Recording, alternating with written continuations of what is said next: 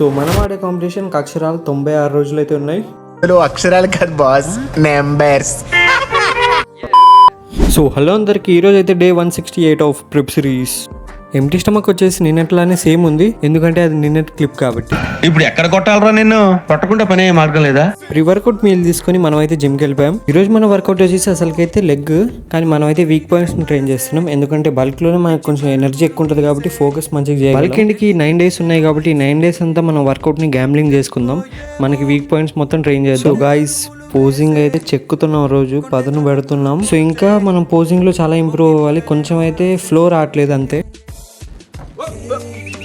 Chest అయితే T shirt లోపల నుంచి వచ్చి డ్యాన్స్ వేసేటట్టు ఉన్నాయి. సో వర్కౌట్ అయిపోయిన తర్వాత ఇంటికి వచ్చి మన మీల్స్ అని ప్రిపేర్ చేసుకుని మన first meal rotis and egg curry. First meal complete చేసుకుని అండ్ మన second meal egg rice.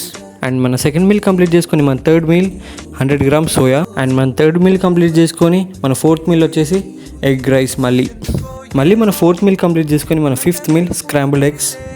So ఈ రోజుకి ఇంత బై పీస్. పెద్దోడు ఏకంగా ఫాలో కొట్టేశాడంట. ఎందుకు కొట్టాడు? ఫాలో అని ఏదో అన్నాడంట, కొట్టాడు. ఏంటి?